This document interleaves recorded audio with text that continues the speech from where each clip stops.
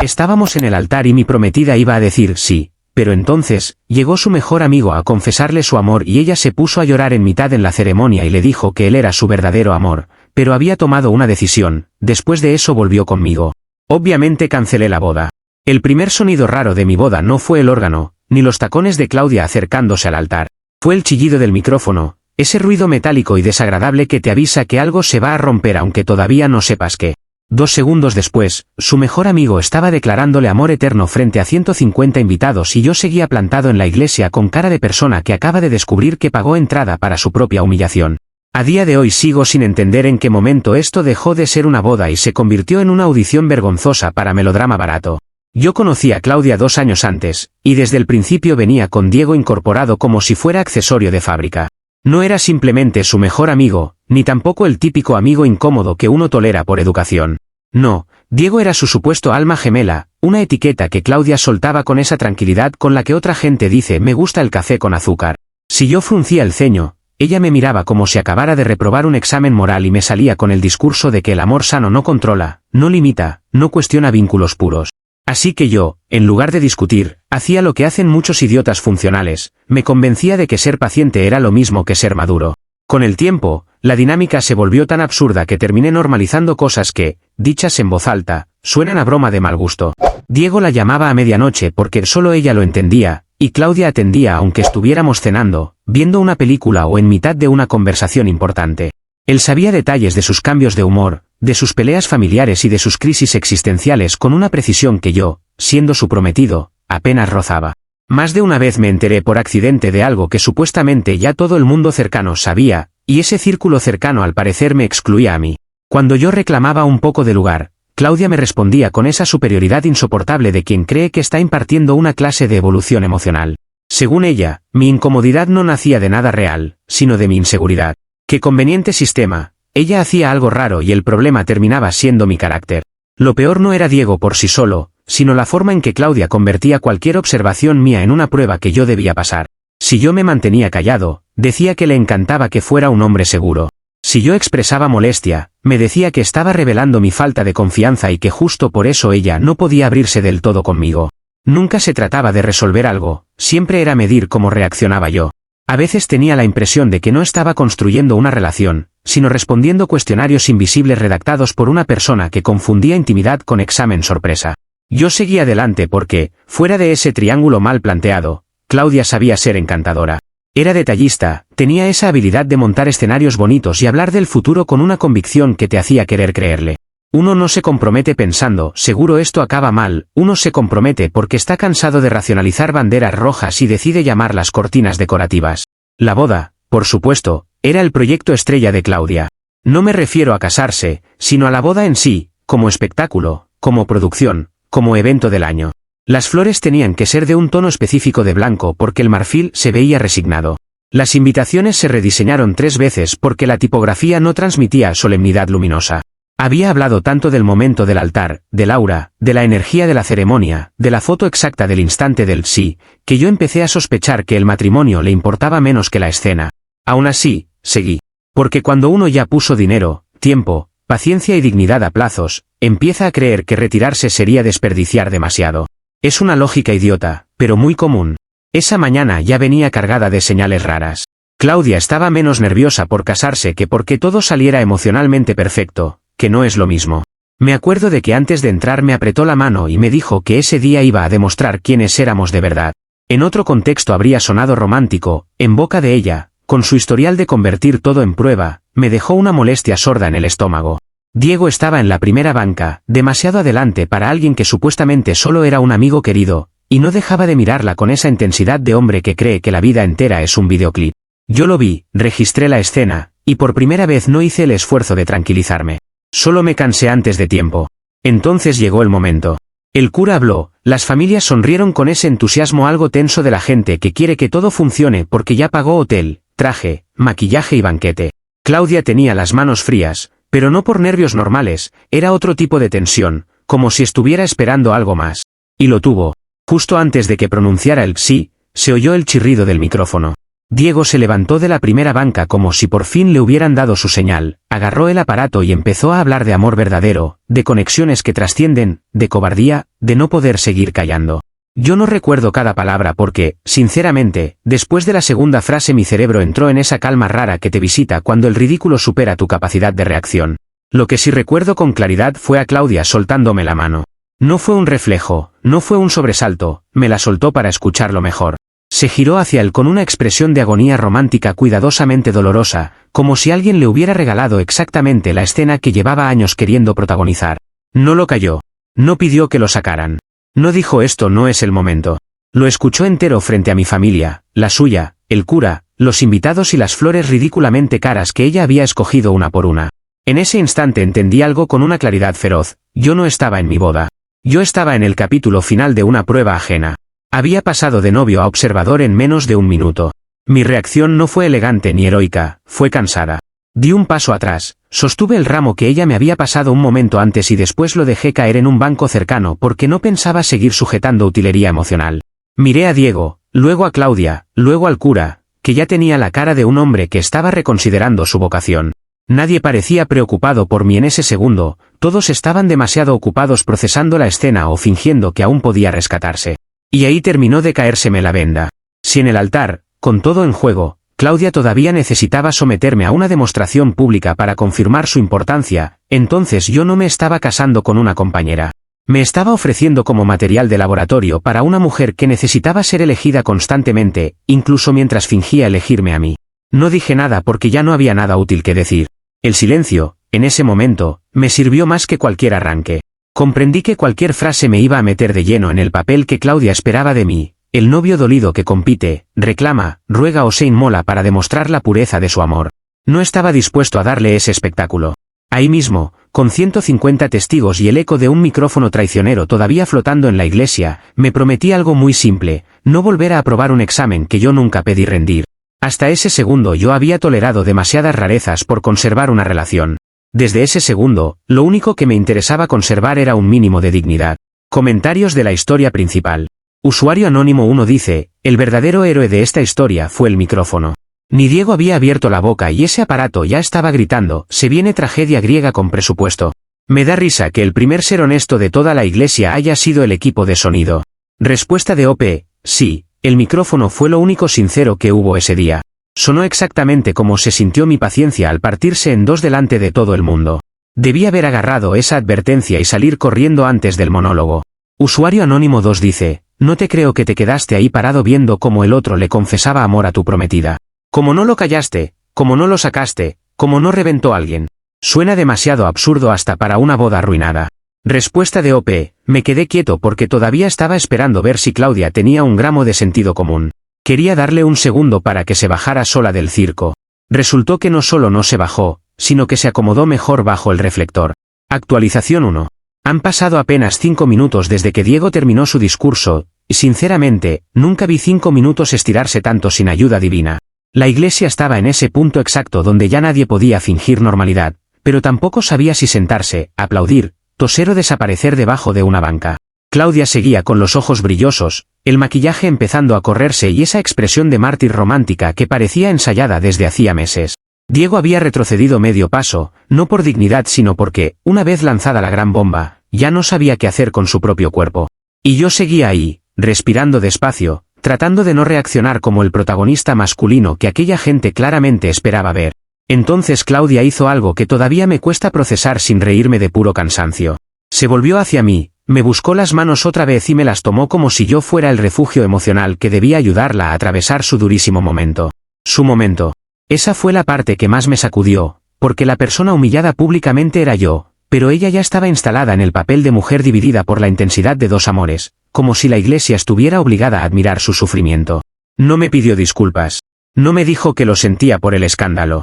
Solo me miró con ojos enormes, húmedos, teatrales, esperando consuelo por la incomodidad que ella misma había dejado crecer como planta ornamental. Yo alcancé a mirar de reojo a su familia y la escena era de museo. Su madre tenía la mandíbula tan tensa que parecía estar mascando una factura. Su padre se había quedado quieto con la expresión vacía del hombre que hace cálculos mentales en plena catástrofe, probablemente sumando banquete, salón, decoración y luna de miel mientras contemplaba cómo todo se iba por el desagüe. Mis tíos estaban en silencio absoluto, que en mi familia equivale a alarma roja, porque normalmente hay alguien comentando hasta los funerales. Y aún así, el foco seguía siendo Claudia, que apretaba mis manos esperando que yo la sacara emocionalmente del agujero al que ella misma se había tirado con vestido y velo. Fue entonces cuando miró a Diego una última vez. No lo echó. No lo cortó. No hizo el mínimo gesto de poner orden.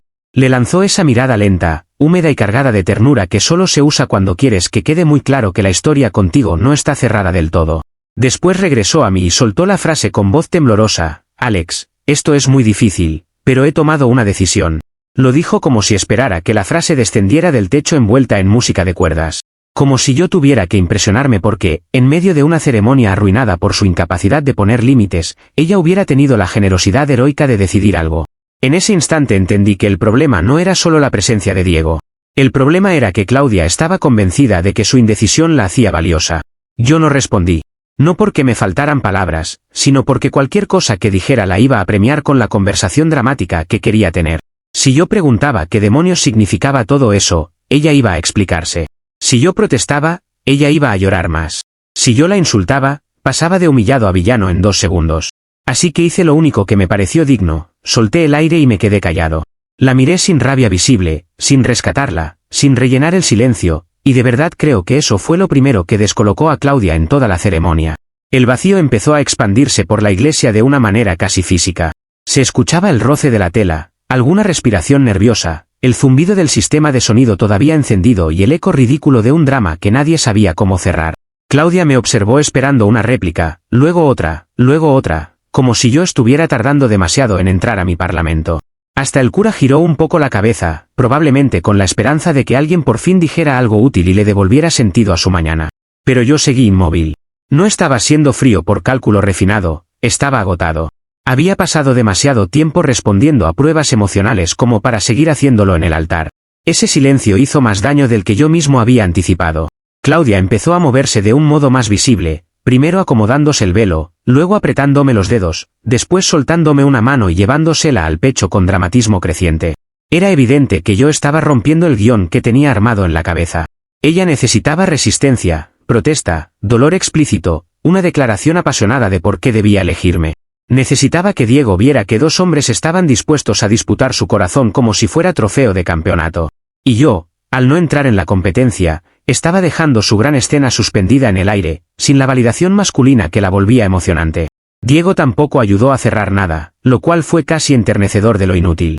Después de descargar su amor eterno, se quedó cerca, quieto, con esa postura del hombre que cree haber hecho algo noble pero empieza a sospechar que acaba de detonar un desastre caro. No avanzó hacia ella, no me enfrentó, no exigió nada. Solo estaba ahí, respirando rápido, mirando a Claudia como esperando que ella coronara su acto con una decisión fulminante. Y Claudia, en lugar de decidir con la claridad que tanto presumía, seguía usando mis manos como si fueran pasamanos emocionales mientras él la contemplaba desde su banca como actor secundario que ya entregó sus líneas. Lo más humillante no fue el escándalo en sí, sino descubrir que Claudia parecía sinceramente confundida porque yo no estaba peleando por ella. Su cara cambió de solemnidad a desconcierto real, casi ofendido, como si mi silencio fuera una falta de amor y no una reacción totalmente lógica a una escena grotesca. Ahí vi con claridad el patrón completo. Para ella, el conflicto no arruinaba el amor, lo confirmaba. Si yo sufría en voz alta, era porque la quería. Si me quebraba, era porque la elegía. Y si me quedaba quieto, entonces yo era el que fallaba la prueba. Había construido una lógica tan torcida que incluso mi dignidad le parecía un ataque. En ese momento todavía no había tomado la decisión final en voz alta, pero por dentro algo ya se había cerrado. No iba a consolar a una mujer que acababa de usar mi boda como escenario de validación compartida. No iba a darle el privilegio de verme competir por un lugar que ya debía haber estado claro antes de entrar a la iglesia. No iba a improvisar un discurso noble para salvarle la cara a ella, a Diego o a sus padres.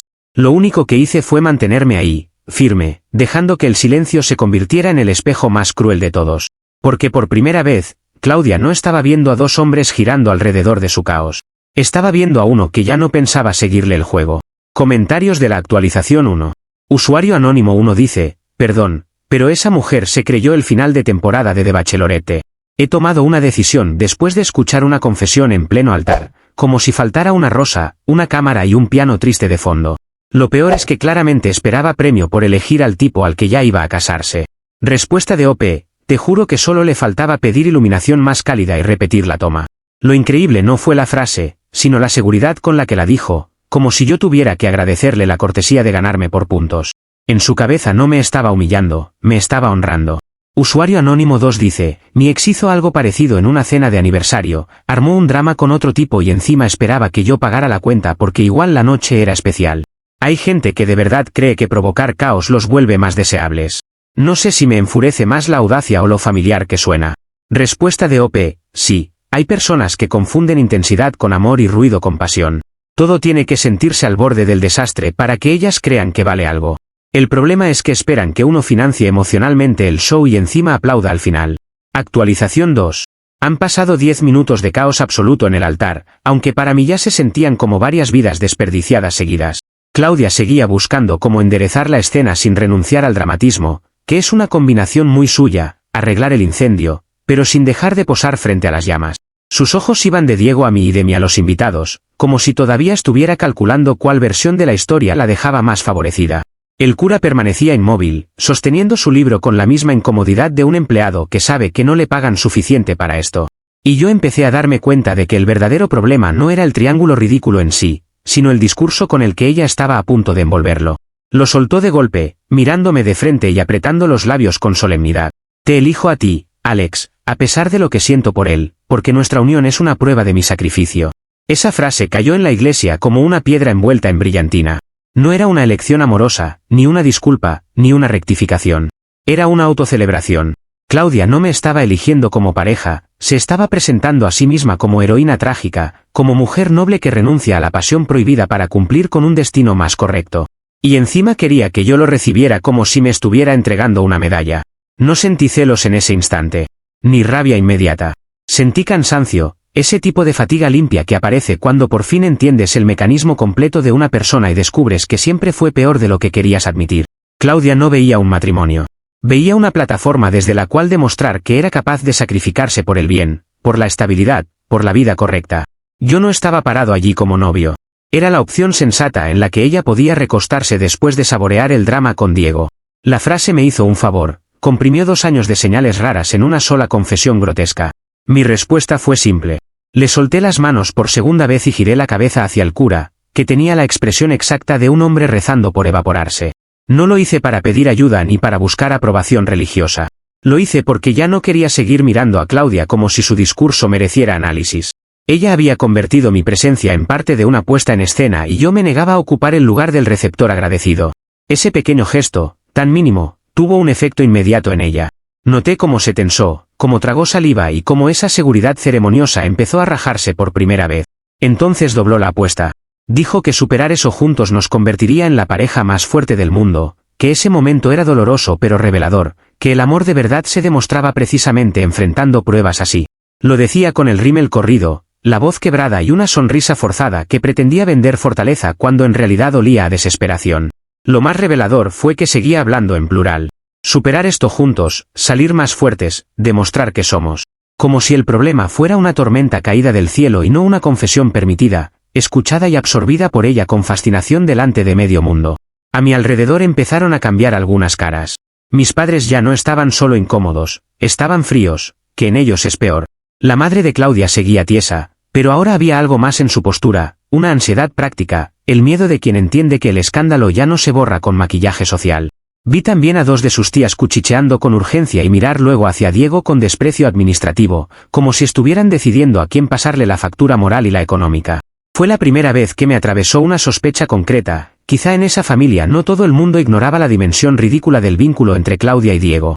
Tal vez varios llevaban meses fingiendo normalidad con la esperanza de llegar a la boda y cerrar el trato antes de que explotara algo.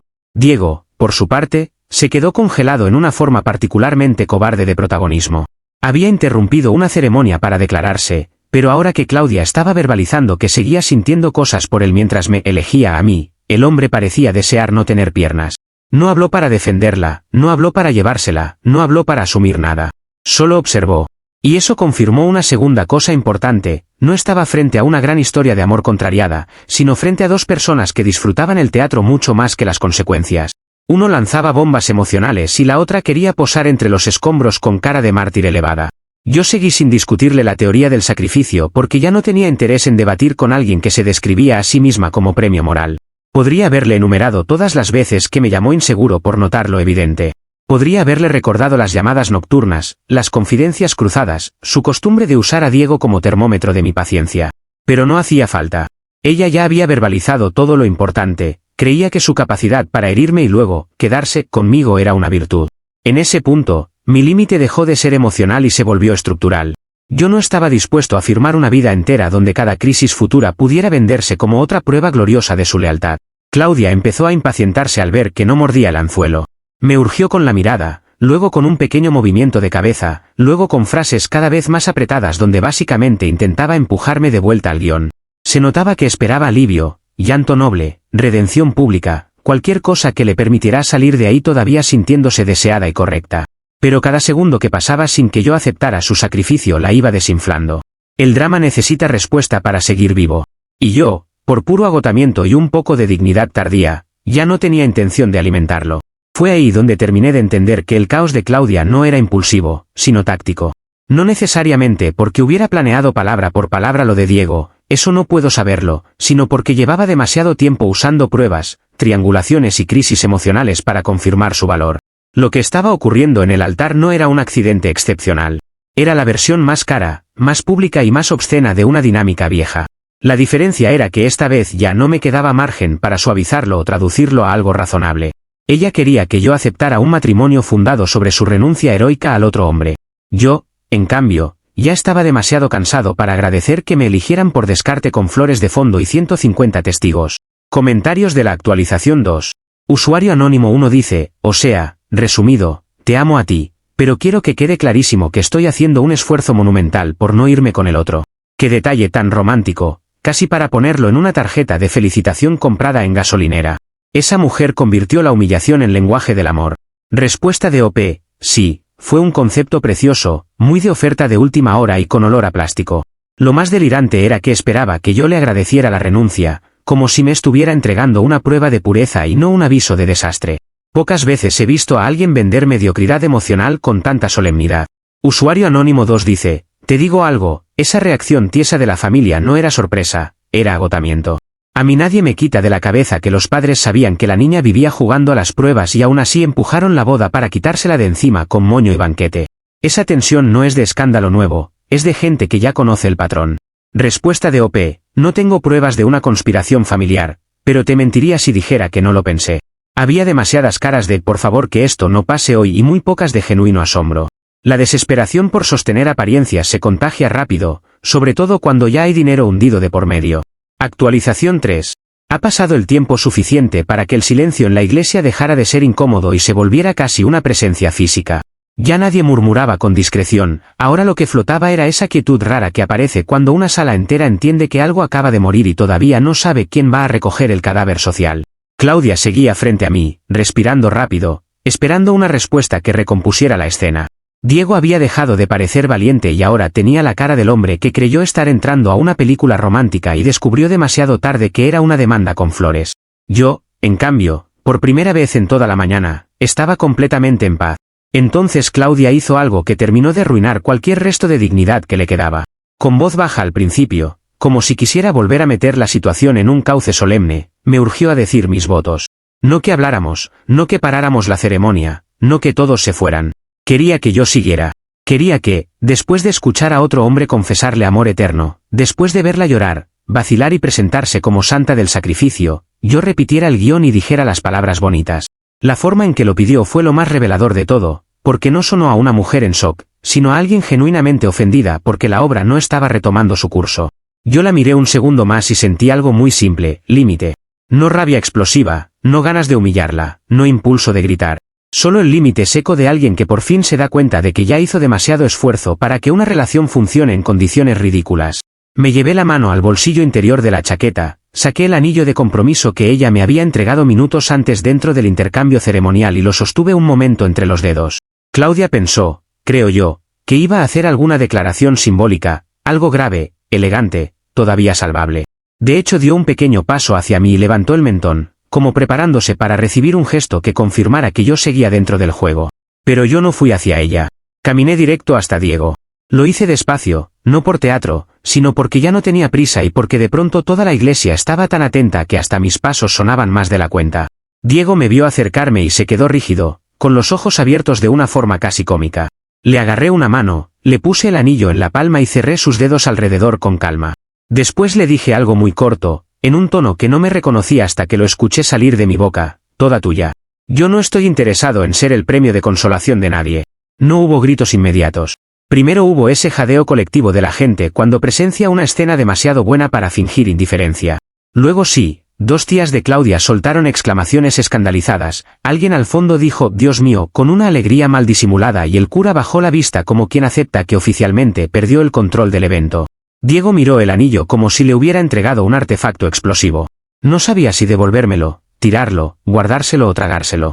Claudia, por su parte, se quedó inmóvil, completamente paralizada, no tanto por dolor como por incredulidad.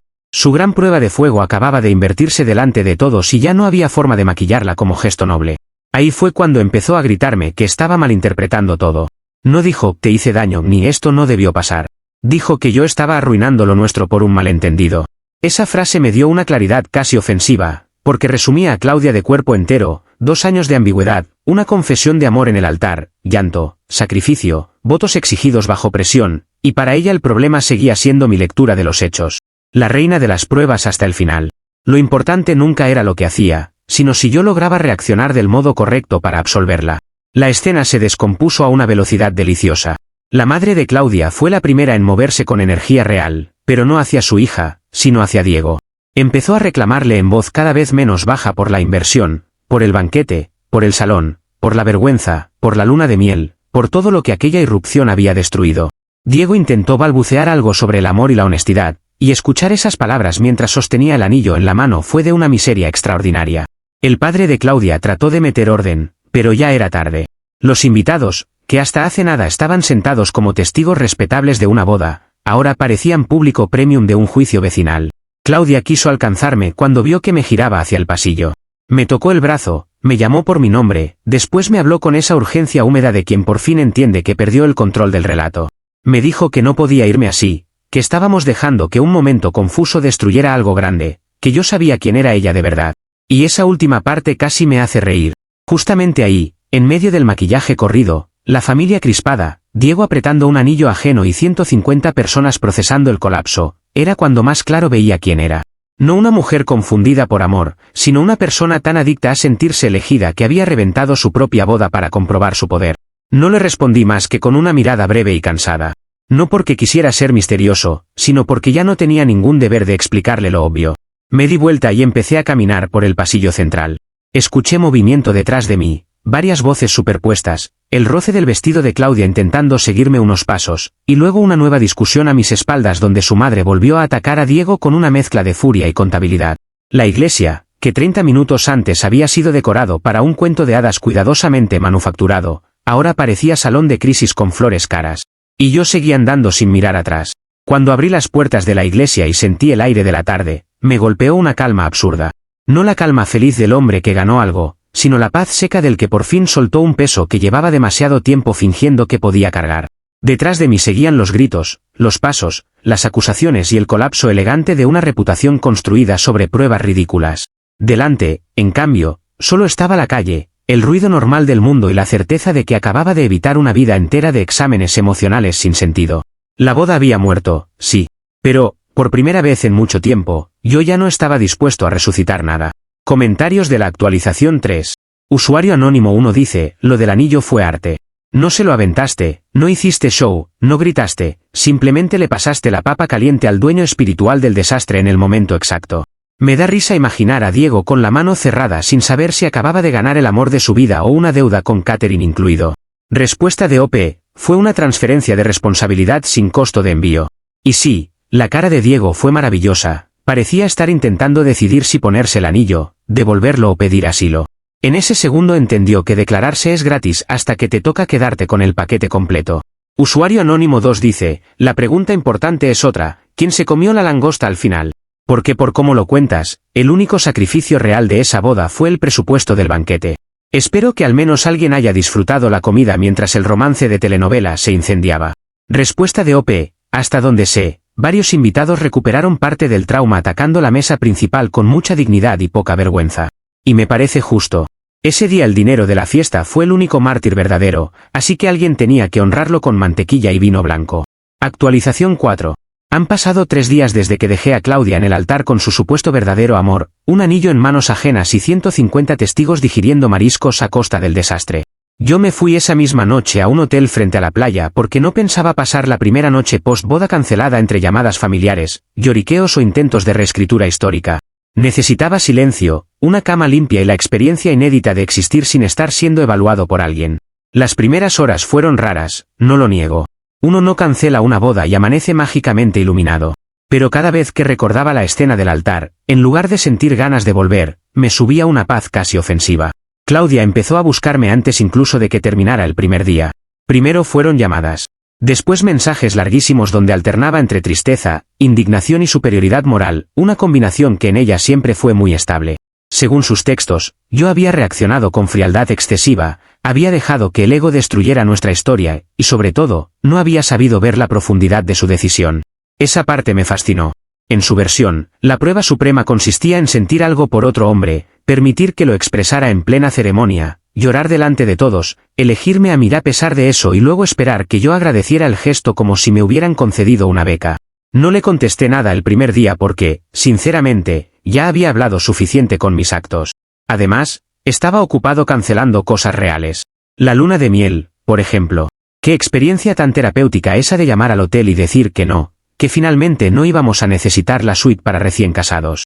También hablé con un abogado para ordenar la parte de los bienes que ya estaban compartidos o comprometidos, porque si algo me quedó claro en el altar es que las personas capaces de convertir el amor en examen también convierten la ruptura en maratón administrativa. Yo no quería otra escena, quería papeles, límites y distancia. La dignidad a veces no suena épica.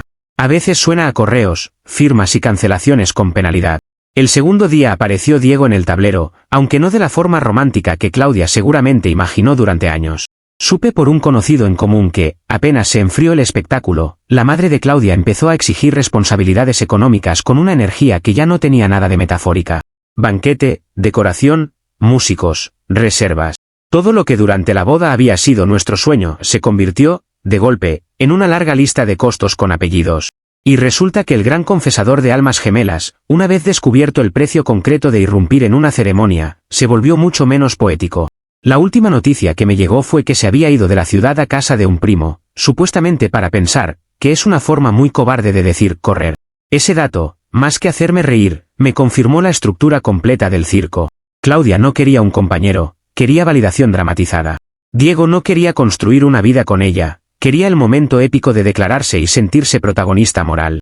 Ninguno de los dos estaba enamorado de las consecuencias, que son la única parte que vuelve serio al amor. En cuanto el teatro se transformó en cuentas pendientes, convivencia posible y suegra enfurecida, el romance de altar se desinfló como decoración barata al día siguiente de la fiesta. No hubo fuga juntos, no hubo gran historia rearmada, no hubo valentía posterior. Solo una mujer queriendo que la siguieran eligiendo y un hombre huyendo cuando la elección venía con factura. Ayer por la tarde, Claudia decidió presentarse en la puerta de mi casa. Llegó llorando, despeinada pero todavía intentando sostener cierta estética de tragedia digna. Apenas abrió la boca entendí que venía a venderme una versión refinada del mismo disparate. Me dijo que yo no había entendido nada, que lo del altar había sido la prueba de fuego definitiva para confirmar que, incluso en medio de sus impulsos, me prefería a mí. Lo dijo así, sin vergüenza visible, como si cualquier persona razonable pudiera escuchar esa frase y pensar, claro, tiene sentido. Según ella, mi salida de la iglesia había sido una traición a su sacrificio. Yo, por no luchar por ella en ese momento crítico, la había abandonado en medio de la demostración más grande de amor que podía ofrecerme. Casi admirable el descaro. La dejé hablar más de lo necesario porque quería escuchar hasta dónde llegaba su lógica sin ayuda externa. Llegó lejos. Insistió en que cualquier hombre enamorado habría peleado, habría reclamado, habría defendido el vínculo frente a Diego y la familia. Que justo mi frialdad demostraba que quizá nunca estuve a su altura emocional. Ahí fue donde entendí que no había retorno posible, no solo por el altar, sino porque Claudia seguía creyendo sinceramente que una relación sana consiste en sobrevivir las pruebas que ella inventa. Nunca iba a parar. Si yo abría esa puerta otra vez, la siguiente evaluación podía llegar en un aniversario, en una cena familiar, en el nacimiento de un hijo o en cualquier momento donde ella sintiera necesidad de medir cuánto control tenía sobre el amor ajeno. No le di un discurso largo. Fui a la mesa de la entrada, tomé la constancia de cancelación de la luna de miel y la tarjeta del abogado, y se las mostré. Le dije que eso era lo único que quedaba por hablar, separación de lo compartido, devolución de lo pendiente y cero contacto fuera de lo estrictamente necesario. Su cara cambió ahí. No de tristeza romántica, sino de horror administrativo. Por primera vez en toda esta historia, la prueba no producía pasión, sino consecuencias concretas. Ya no había altar, ni público, ni música, ni dos hombres orbitando alrededor de su caos. Solo había costos, documentos y una puerta que no se iba a abrir otra vez. El remate final me llegó después por terceros, y honestamente fue demasiado perfecto como para necesitar adornos. Claudia volvió a casa de sus padres porque no tenía cómo sostener sola el derrumbe inmediato, y allí el ambiente no era precisamente de contención poética.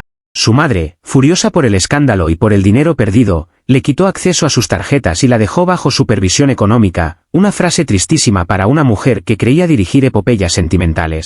Diego la bloqueó de todas partes cuando entendió que ella y su familia lo querían convertir en corresponsable del desastre. El gran amor verdadero se desintegró en menos de 72 horas, asfixiado por facturas, reproches y la súbita obligación de hacerse cargo de algo real. Yo, mientras tanto, sigo en el hotel frente a la playa un par de días más, durmiendo como no dormía desde antes del compromiso. No gané una boda, ni una historia bonita que contar en Navidad, ni un final elegante. Pero sí me ahorré una vida entera de ser jurado, acusado y concursante en los experimentos emocionales de una mujer que no distingue entre amor y espectáculo. Claudia terminó sin marido, sin amante útil, sin boda, sin control del relato y con sus propias pruebas volviéndose contra ella. Y yo terminé con algo muchísimo menos glamuroso, pero bastante más valioso: paz, silencio y la enorme satisfacción de haber salido de la iglesia antes de que me convirtieran oficialmente en extra de mi propia desgracia.